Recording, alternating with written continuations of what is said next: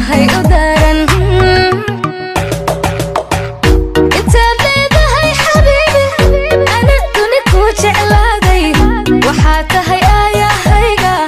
qof baanahay aad u fiican intaad leedahay xabiibi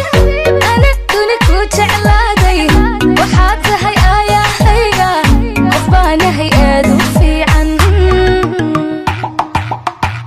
ku aaminahayga oohin wadnaha ahayga siinin astamaha nolol xumaati agtaadayay ka muuqan ku aaminahayga oohin wadnaha ahayga siinin astamaha nolol xumaati agtaadayay ka muuqan ku aaminahayga oohin wadnaha ahayga siinin astamaha nolol xumaati agtaadayay ka muuqan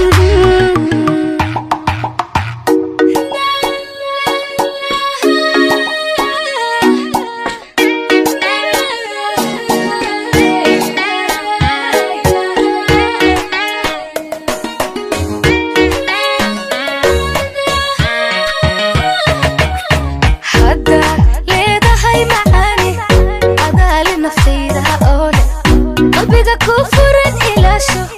waxaanahay ku ilmeeyaa haddaad leedahay macaani adaali naftayda oo leh qalbiga ku furan ilaasho waxaanahay ku